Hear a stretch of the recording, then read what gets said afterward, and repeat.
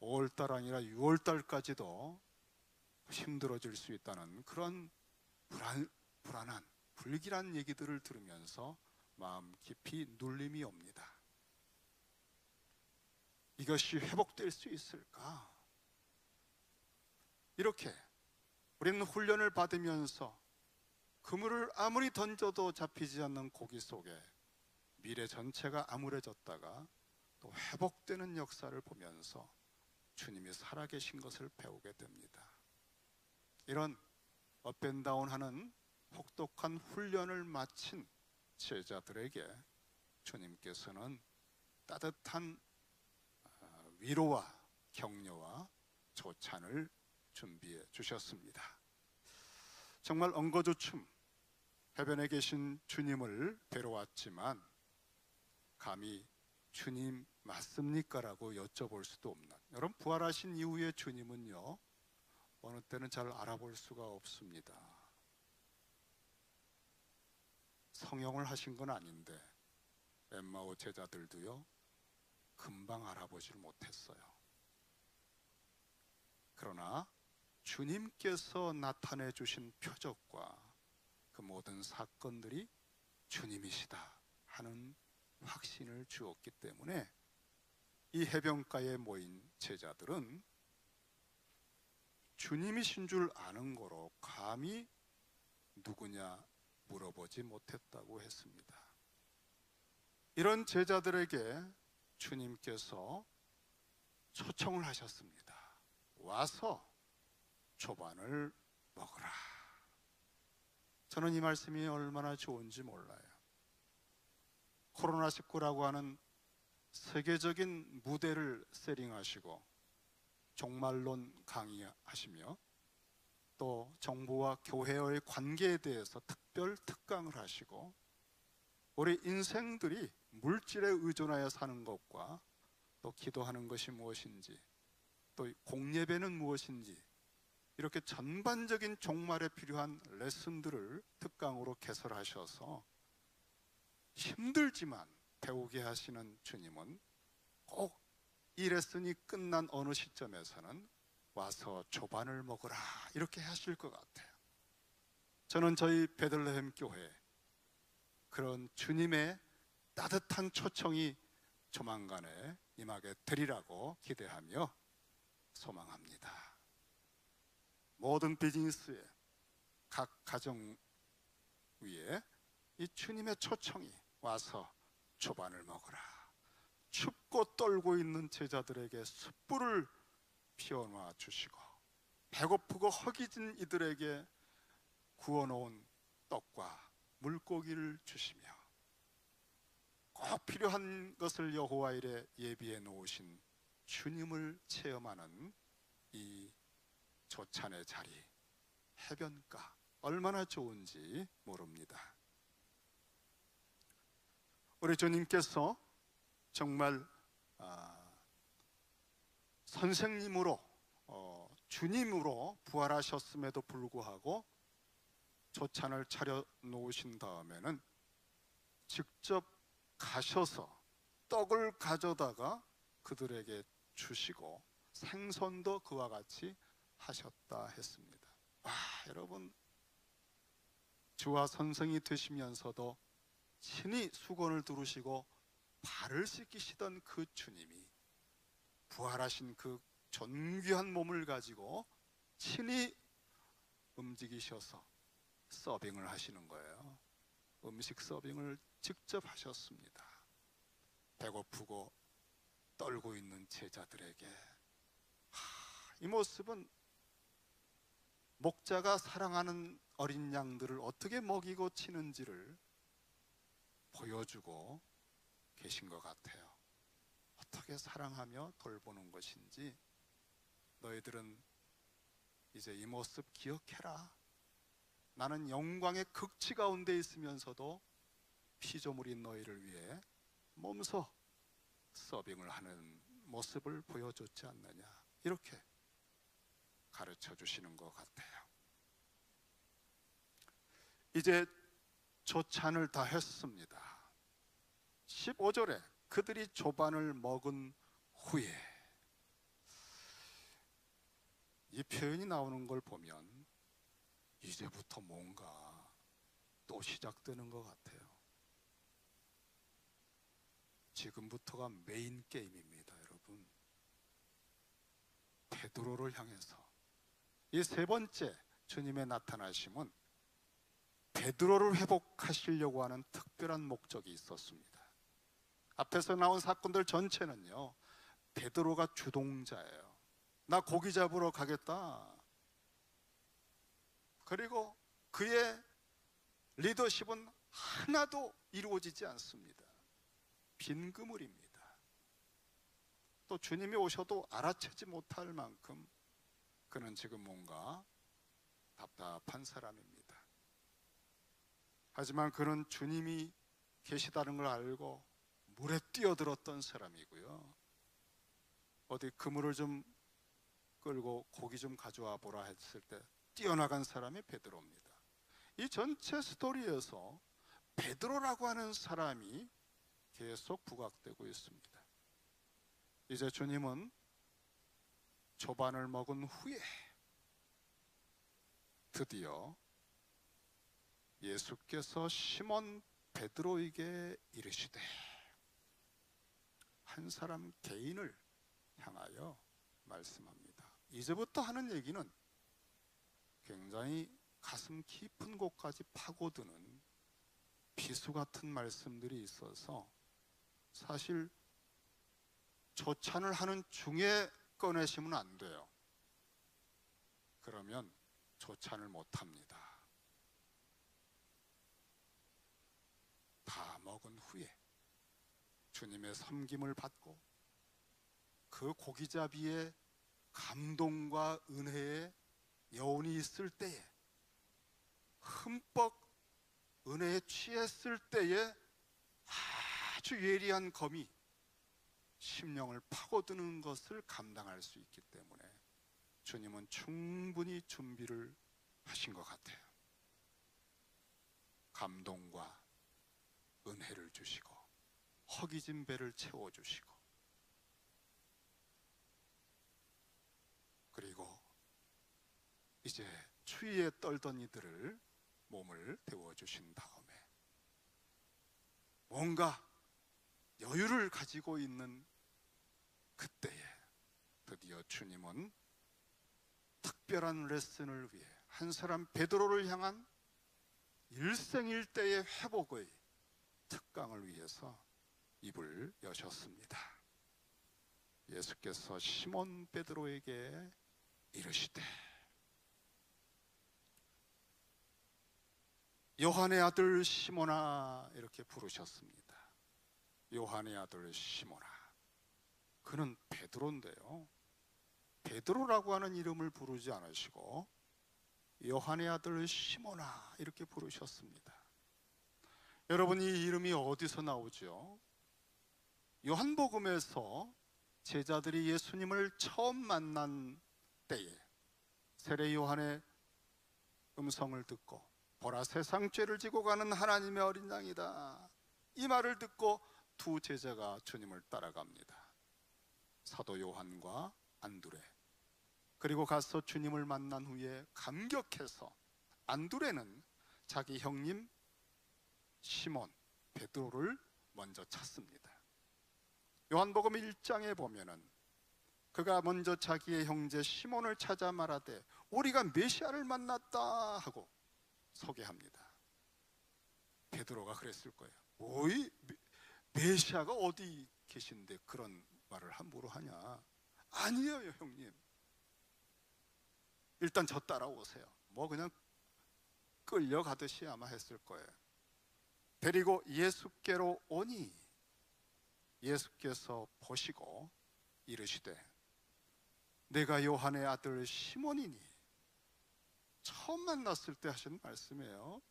내가 요한의 아들 시몬이니 장차 게바라 하리라. 게바는 번역하면 베드로라. 주님은 안드레의 손에 끌려서 저쯤에서 오고 있는 요한의 아들 시몬을 보는 순간에 베드로라고 하는 한 사람을 보셨습니다.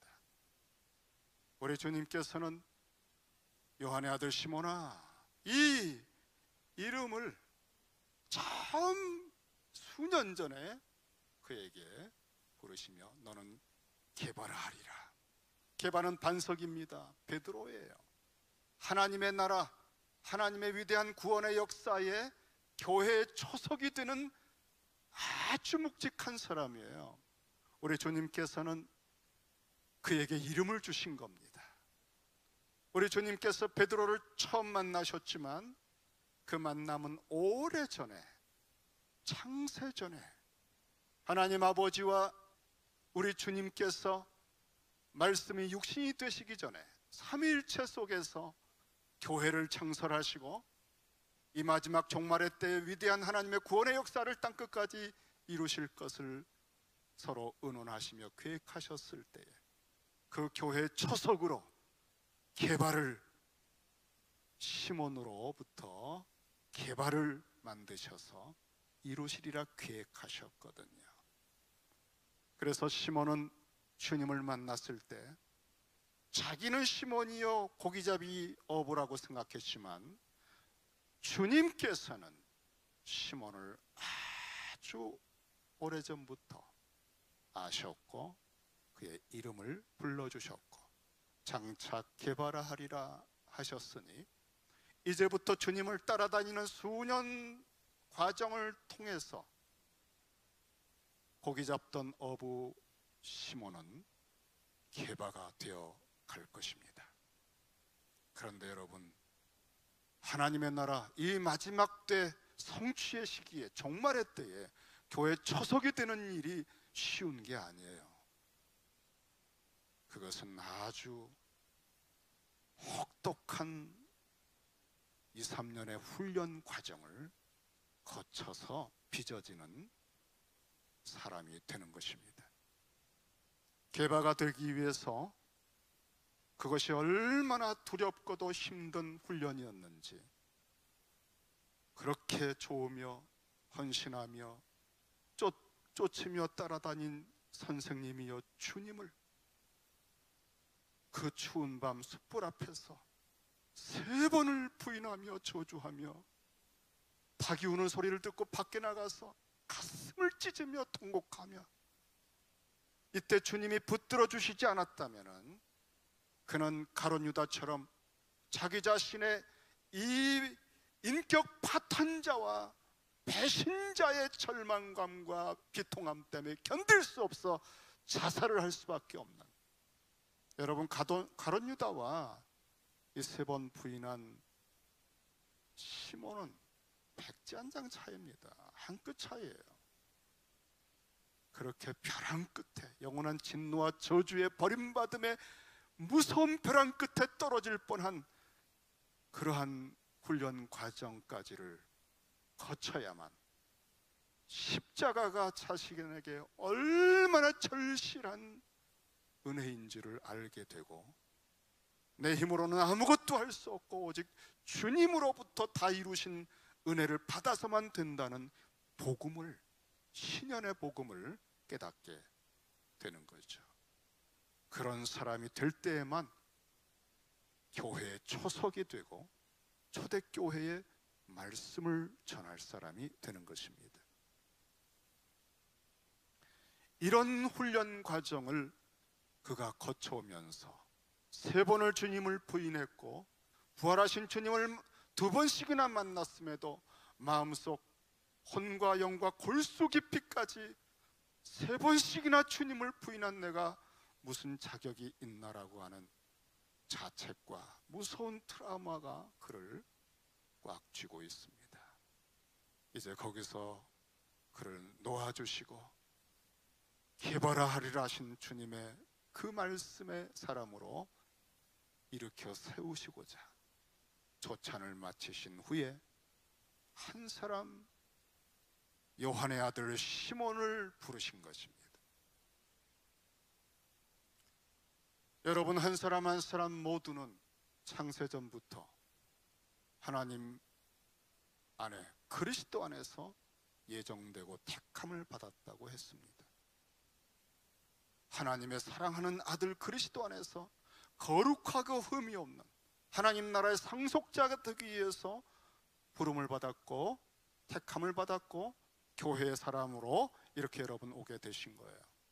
여러분의 부르심이 얼마나 깊이가 있는 데서부터 나왔으며 한 사람 한 사람 양들의 이름을 부르시고 인도하시는 목자 되신 주님의 음성을 듣는 것이야말로 내가 누구인지를 아는 유일한 길이고, 그 음성을 들으며 매일매일 자기를 부인하고 나는 이런 사람이야, 나는 저런 사람이야 라고 하는 거짓된 아우성 속에서 헤매이지 않고 목자가 보아주신 내 이름을 성취하기 위해서 가는 길, 이 성화의 길만이 진정한 길이라고 하는 것을 오늘 시몬이 보여줍니다.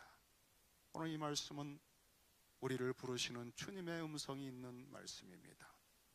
요한의 아들 시몬아, 우리는 이 땅에 누구의 아들로 다 태어났지만 진짜 이름이 주님으로부터 불려질 것입니다. 그리고 우리가 살아가는 신앙생활 전체는 주님이 나를 부르신 그 진짜 이름을 만들어가고 있는 과정이에요. 요한의 아들 시몬아, 내가 이 사람들보다 나를 더 사랑하느냐? 세 번의 질문을 하셨는데 오늘 저는 첫 번째 질문만을 함께 나누려고 합니다. 시간이 없어요.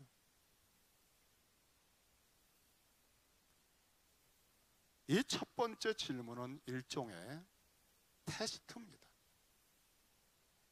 지난 3년간의 훈련을 통해서 내가 얼마나 변화가 되었는지 내가 한번 확인해 보마. 그리고 이 확인을 주변에 6명의 제자들이 함께, 동료들이 함께 있는 가운데서 지금 대화를 나누고 계십니다. 이 베드로를 회복시키는데 그들 앞에서 회복을 시켜주시고요, 또 이제 두 번째, 세 번째 질문부터는 1대1로 독대하듯이 그를 만나 주실 겁니다. 내가 이 사람들보다, 자, 지금 다른 제자들이 있는 데서 말씀을 하셔요. 내가 이 사람들보다 나를 더 사랑하느냐?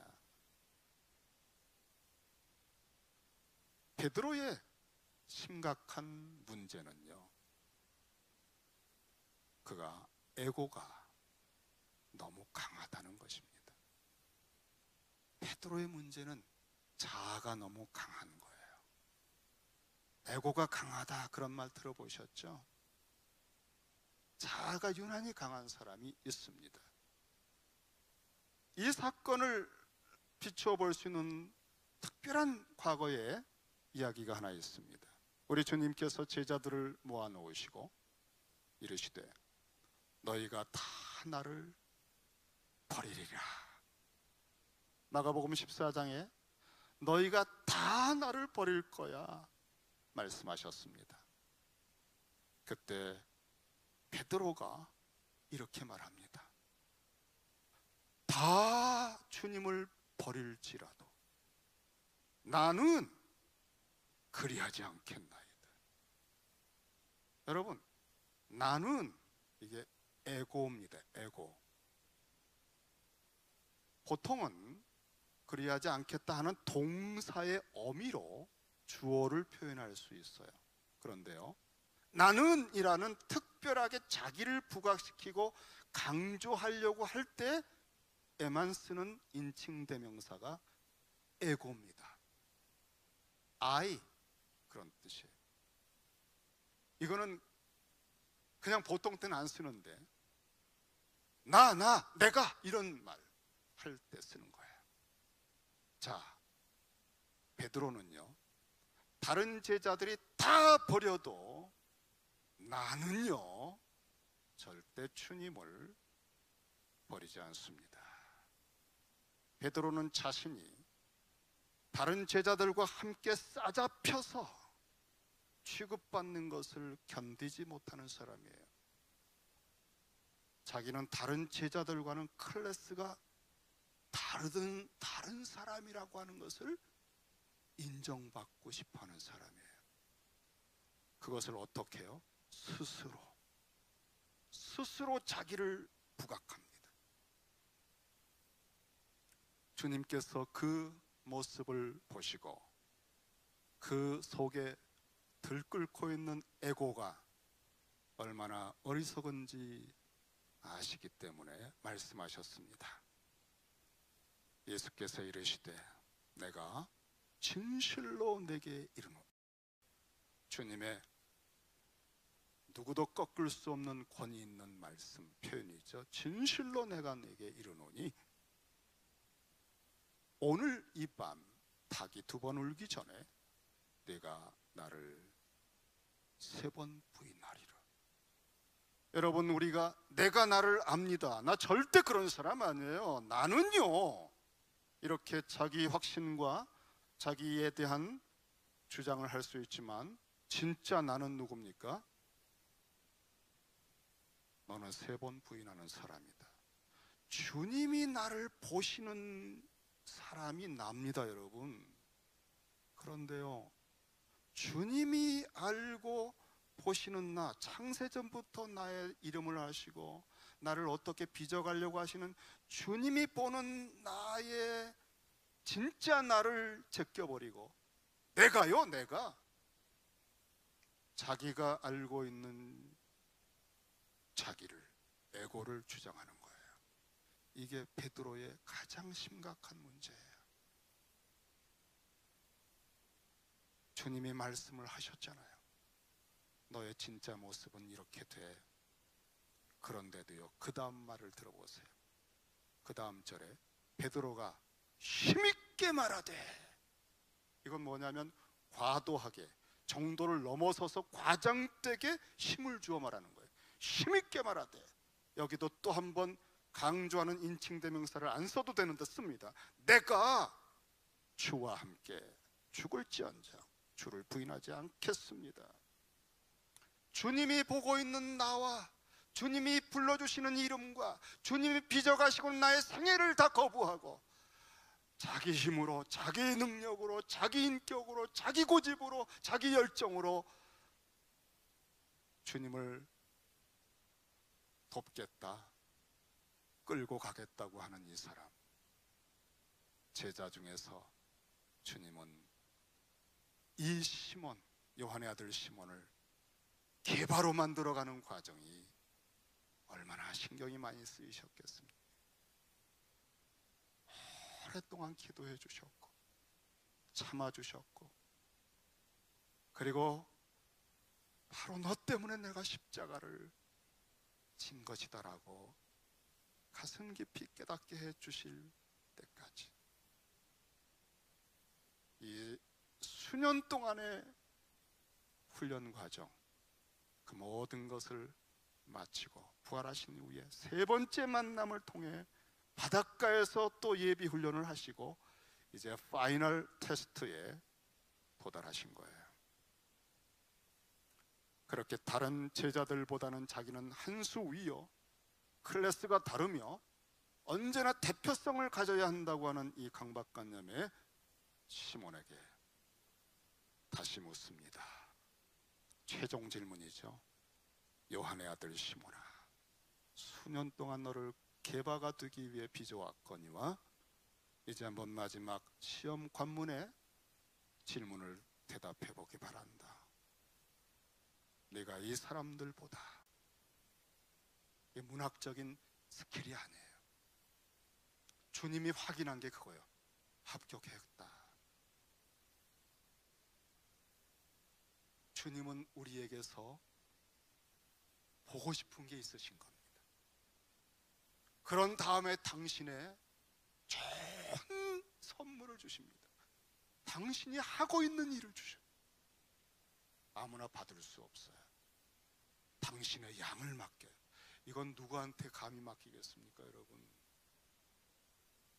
우리는 주님에게 복을 받기 원하고 주님이 내게 좋은 거 빨리 해주시기 바라지만 자신의 마음 근원에 있는 용암처럼 또아리를 틀고 있는 자기중심적인 에고를 어떻게 처리하지 않은 채 그 에고의 욕심을 주님이 이루어 주시기를 조급하게 바라고, 코로나19도 빨리 지나가고 그런 것만 바라고 있습니다. 하지만 이 혹독한 시련들은 우리를 아들의 형상으로 합력하여 빚어가는 과정이기 때문에 하나님의 섭리는요, 빨리 끝나질 않아요. 할 일을 하고 끝납니다. 그러니까 우리의 모습이, 예배에 대한 태도와 말씀에 대한 태도와 주님에 대한 태도들이 바뀌어야 끝나는 거예요.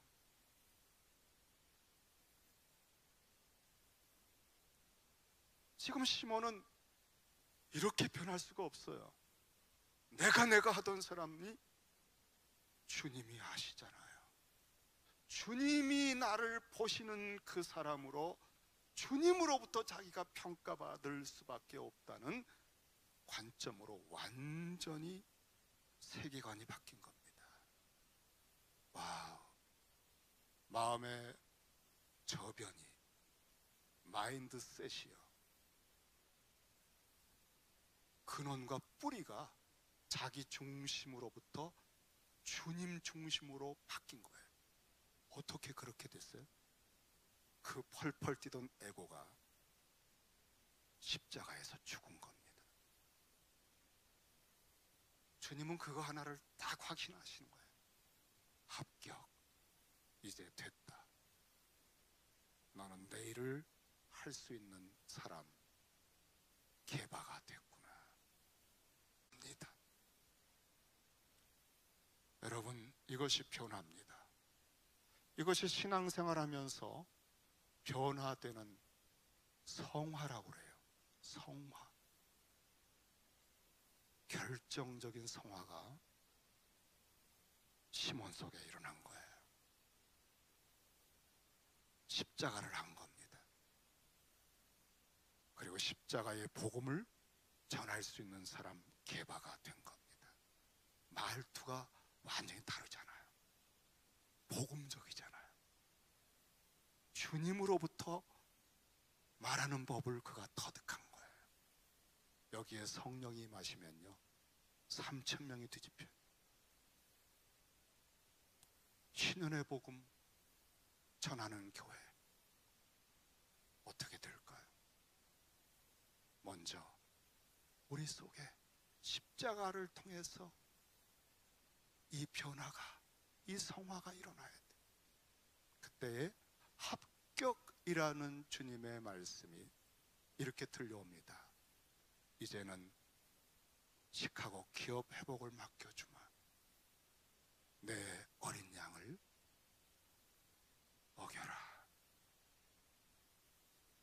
주님께서 베들레헴 교회에 주시는 이 복이 저희들에게 약속되어 있습니다. 기도하십시다.